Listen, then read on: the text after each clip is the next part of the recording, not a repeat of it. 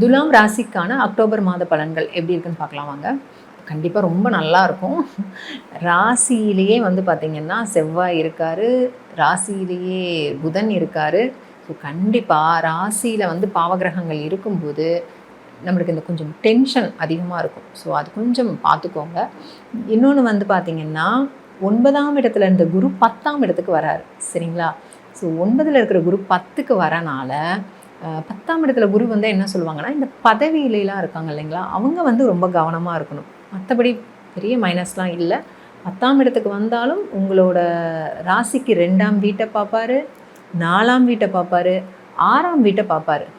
கட்டாயமாக வந்து 2ஆம் வீட்டை பார்க்கும்போது குடும்பத்தில் சுப நிகழ்ச்சி நடக்கும். 4ஆம் வீட்டை பார்க்கறதுனால அம்மாவுக்கு வண்டி வாகனம் இந்த மாதிரி விஷயங்கள், அதாவது சுகஸ்தானம் நல்லாயிருக்கும். 6ஆம் வீட்டை பார்க்குறனால ஆல்ரெடி உங்களுக்கு 6ல் சூரியன் இருக்கிறது நல்லது தான். ஏதாவது லோனு, கடன் இதெல்லாம் வந்து கொஞ்சம் இழுபறியாக இருக்குது அப்படின்னா இந்த குருவோட பார்வை படும்போது அது கரெக்டாக வந்து நம்மளுக்கு வெற்றியை கொடுத்துரும், சரிங்களா? ஸோ அது ஒரு சிறப்பு. ராசிக்கு 5ல் ராகு. ஸோ ராசிக்கு 5ல் ராகு இருக்கிறனால திரும்ப திரும்ப திரும்ப நான் சொல்கிறது அதே தான், குலதெய்வ வழிபாடு பண்ணுங்கள். இவங்க என்னமோ சொல்கிறாங்க அப்படின்னு தயவுசெய்து கேர்லெஸ்ஸாக இருக்காதீங்க. ஏன்னா அந்த இடங்களில் வந்து 5ஆம் இடத்துல ராகு, சனி, கேது இவங்கெல்லாம் இருக்கும்போது நீங்கள் குலதெய்வ வழிபாடு, உங்களுக்கு இஷ்ட தெய்வ வழிபாடு இதெல்லாம் பண்ணுறது ரொம்ப சிறப்பாக இருக்கும், நல்லா ஆக்டிவேட் பண்ணி கொடுக்கும். இதை வந்து நீங்கள் மைனஸாகவே பார்க்காதீங்க. 5ல் ராகு இருக்கிறத இதுவுமே ஒரு ப்ளஸ்ஸு தான், சரிங்களா? ஸோ இதை எப்படி உங்களுக்கு விளக்கமாக சொல்லணும் அப்படின்னு பார்த்தீங்கன்னா, இப்போ மார்கழி மாதம் நம்ம ஏதாவது சுப நிகழ்ச்சி பண்ணுவோமா? பண்ண மாட்டோம் இல்லையா? ஆடி மாதம் பண்ணுவோமா? பண்ண மாட்டோம் இல்லையா? எதனால்? மார்கழி மாதம் தெய்வ வழிபாடு பண்ணணும், தெய்வத்துக்காக ஒதுக்கியிருக்காங்க அப்படின்றாங்க. அதாவது ஆத்மார்த்தமாக சொல்லணும், அதை உணர்ந்து சொல்லணும்னு பார்த்தீங்கன்னா அது எல்லாமே நமக்காக ஒதுக்கினது தான், ஓகேங்களா? ஸோ அதெல்லாம் விளக்கம் கொடுத்தா ரொம்ப நேரம் ஆகிடும். ஸோ நம்மளோட பண்பாடை பொறுத்த வரைக்கும் தெய்வம் தெய்வம்னு சொல்கிறதே நம்மளை தான் சொல்கிறாங்க, நமக்காக தான் சொல்கிறாங்க. ஸோ அதனால் எதுக்கு சொல்ல வரேன்னா, 5ஆம் இடத்துல ராகு இருக்குது, தெய்வ வழிபாடு பண்ணுங்க அப்படின்னா நிச்சயமாக அதில் ஒரு சூட்சமம் இருக்கும், உங்களுக்கு ரெட்டிப்பாக பலன் கிடைக்கும். ஸோ கட்டாயமாக பண்ணுங்கள், ஓகேங்களா? ஸோ ராசிக்கு 10ல் குரு வராரு. அதனால் வந்து இந்த வேலையில் இருக்கிறவங்க தயவுசெய்து இந்த குரு வக்ரத்தில் வந்திருக்கிறாரு, அதிச்சாரத்தில் வந்திருக்கிறாரு, அகைன் திரும்பவும் மிதனத்துக்கே போயிடுவார். நீங்கள் கொஞ்சம் நல்லா ரிலாக்ஸாக ரெஸ்ட் எடுத்துக்கோங்க, டென்ஷன் ஆகாதீங்க, ஓகேங்களா? என்னடா, ஏன்னா போடுறாங்க இல்லையா, இந்த 4 ராசி சூப்பராக இருக்கும், இந்த 4 ராசி கஷ்டப்படும், அப்படிலாம் எதுவுமே இல்லைங்க. நம்ம மனசு தான் காரணம். ஸோ அதில் என்னென்ன பாசிட்டிவ் இருக்குதுன்னு பார்த்து நம்ம அந்த வழியில் போவோம், ஓகேங்களா? ஸோ 10ஆம் இடத்துல குரு வர்றது என்னென்னா, பதவியில் இருக்கிறவங்க கவனமாக இருக்கணும், வேலையில் இருக்கிறவங்க கூலாக இருக்கணும், அவ்வளோதான். நான் இவ்வளோ வேலை செஞ்சேன், எனக்கு இதை சொல்லலை அதை சொல்லலை அப்படின்ட்டுலாம் ஃபீல் பண்ணாதீங்க, ரிலாக்ஸாக இருங்க, ஓகே? அதர்வைஸ் வந்துட்டு ரொம்ப சூப்பராக இருக்குது. 11ஆம் இடத்துல கேது இருக்கிறனால இந்த வெளிநாடு முயற்சி இதெல்லாம் பண்ணிங்கன்னா நல்லாயிருக்கும். பெரியோர்களோட ஆதரவு நல்லா கிடைக்கும், ஓகேங்களா? எப்போ பெரியவங்களை பார்த்திங்கனாலும் காலில் விழுந்து ஆசீர்வாதம் வாங்குங்க, ரொம்ப சிறப்பான விஷயம் அது. அடுத்து பார்த்திங்கன்னா 12ல் இருக்கிற சூரியன் 18ஆம் தேதி உங்கள் ராசிக்கு வராரு. ஸோ 12ஆம் இடத்துல சூரியன், பொதுவாகவே 12ல் வந்து பாவகிரகங்கள் இருக்கும்போது என்ன ஆகும்னா நம்மளுக்கு தூக்கம் தான் கொஞ்சம் தடைப்படும், சரிங்களா? அதனால் வந்து கரெக்டாக டைமுக்கு படுத்து நல்லா தூங்கி ரிலாக்ஸாக எந்திரிங்க.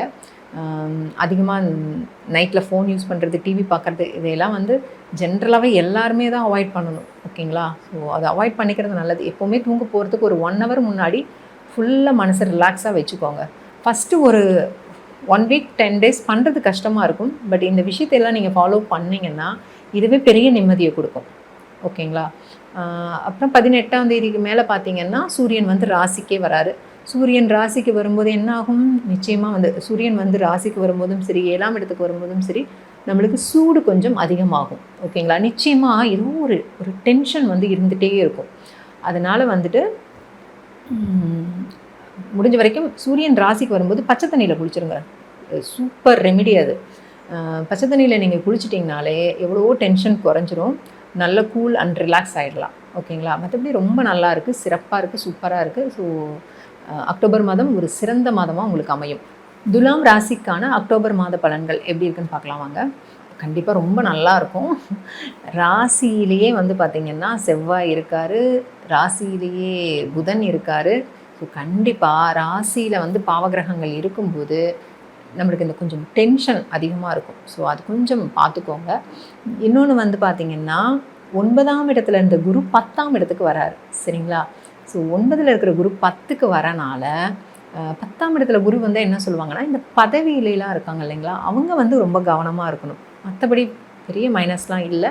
10ஆம் இடத்துக்கு வந்தாலும் உங்களோட ராசிக்கு 2ஆம் வீட்டை பார்ப்பாரு, 4ஆம் வீட்டை பார்ப்பாரு, 6ஆம் வீட்டை பார்ப்பாரு.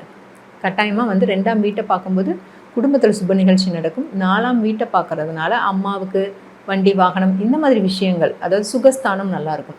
6ஆம் வீட்டை பார்க்குறனால ஆல்ரெடி உங்களுக்கு 6ல் சூரியன் இருக்கிறது நல்லது தான். ஏதாவது லோனு, கடன் இதெல்லாம் வந்து கொஞ்சம் இழுபறியாக இருக்குது அப்படின்னா இந்த குருவோட பார்வை படும்போது அது கரெக்டாக வந்து நம்மளுக்கு வெற்றியை கொடுத்துரும். சரிங்களா? ஸோ அது ஒரு சிறப்பு. ராசிக்கு 5ல் ராகு. ஸோ ராசிக்கு 5ல் ராகு இருக்கிறனால திரும்ப திரும்ப திரும்ப நான் சொல்கிறது அதே தான், குலதெய்வ வழிபாடு பண்ணுங்க. இவங்க என்னமோ சொல்கிறாங்க அப்படின்னு தயவுசெய்து கேர்லெஸ்ஸாக இருக்காதீங்க. ஏன்னா அந்த இடங்களில் வந்து 5ஆம் இடத்துல ராகு, சனி, கேது இவங்கெல்லாம் இருக்கும்போது நீங்கள் குலதெய்வ வழிபாடு, உங்களுக்கு இஷ்ட தெய்வ வழிபாடு இதெல்லாம் பண்ணுறது ரொம்ப சிறப்பாக இருக்கும். நல்லா ஆக்டிவேட் பண்ணி கொடுக்கும். இதை வந்து நீங்கள் மைனஸாகவே பார்க்காதீங்க. 5ல் ராகு இருக்கிறத இதுவுமே ஒரு ப்ளஸ்ஸு தான். சரிங்களா? ஸோ இதை எப்படி உங்களுக்கு விளக்கமாக சொல்லணும் அப்படின்னு பார்த்தீங்கன்னா, இப்போ மார்கழி மாதம் நம்ம ஏதாவது சுப நிகழ்ச்சி பண்ணுவோமா? பண்ண மாட்டோம் இல்லையா? ஆடி மாதம் பண்ணுவோமா? பண்ண மாட்டோம் இல்லையா?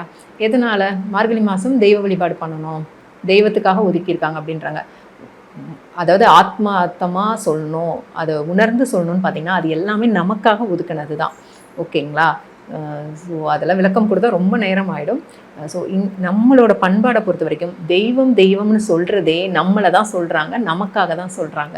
ஸோ அதனால் எதுக்கு சொல்ல வரேன்னா, 5ஆம் இடத்துல ராகு இருக்குது, தெய்வ வழிபாடு பண்ணுங்க அப்படின்னா நிச்சயமாக அதில் ஒரு சூட்சமம் இருக்கும், உங்களுக்கு ரெட்டிப்பாக பலன் கிடைக்கும். ஸோ கட்டாயமாக பண்ணுங்கள். ஓகேங்களா? ஸோ ராசிக்கு 10ல் குரு வராரு. அதனால் வந்து இந்த வேலையில் இருக்கிறவங்க தயவுசெய்து இந்த குரு வக்ரத்தில் வந்திருக்கிறாரு, அதிச்சாரத்தில் வந்திருக்கிறாரு, அகைன் திரும்பவும் மிதனத்துக்கே போயிடுவார். நீங்கள் கொஞ்சம் நல்லா ரிலாக்ஸாக ரெஸ்ட் எடுத்துக்கோங்க, டென்ஷன் ஆகாதீங்க. ஓகேங்களா? என்னடா, ஏன்னா போடுறாங்க இல்லையா, இந்த 4 ராசி சூப்பராக இருக்கும், இந்த 4 ராசி கஷ்டப்படும், அப்படிலாம் எதுவுமே இல்லைங்க. நம்ம மனசு தான் காரணம். ஸோ அதில் என்னென்ன பாசிட்டிவ் இருக்குதுன்னு பார்த்து நம்ம அந்த வழியில் போவோம். ஓகேங்களா? ஸோ 10ஆம் இடத்துல குரு வர்றது என்னென்னா, பதவியில் இருக்கிறவங்க கவனமாக இருக்கணும், வேலையில் இருக்கிறவங்க கூலாக இருக்கணும். அவ்வளோதான். நான் இவ்வளோ வேலை செஞ்சேன், எனக்கு இதை சொல்லலை அதை சொல்லலை அப்படின்ட்டுலாம் ஃபீல் பண்ணாதீங்க, ரிலாக்ஸாக இருங்க. ஓகே? அதர்வைஸ் வந்துட்டு ரொம்ப சூப்பராக இருக்குது. 11ஆம் இடத்துல கேது இருக்கிறனால இந்த வெளிநாடு முயற்சி இதெல்லாம் பண்ணிங்கன்னா நல்லாயிருக்கும். பெரியோர்களோட ஆதரவு நல்லா கிடைக்கும். ஓகேங்களா? எப்போ பெரியவங்களை பார்த்தீங்கன்னாலும் காலில் விழுந்து ஆசீர்வாதம் வாங்குங்க, ரொம்ப சிறப்பான விஷயம் அது. அடுத்து பார்த்திங்கன்னா 12ல் இருக்கிற சூரியன் 18ஆம் தேதி உங்கள் ராசிக்கு வராரு. ஸோ 12ஆம் இடத்துல சூரியன், பொதுவாகவே 12ல் வந்து பாவகிரகங்கள் இருக்கும்போது என்ன ஆகும்னா நம்மளுக்கு தூக்கம் தான் கொஞ்சம் தடைப்படும். சரிங்களா? அதனால் வந்து கரெக்டாக டைமுக்கு படுத்து நல்லா தூங்கி ரிலாக்ஸாக எந்திரிங்க.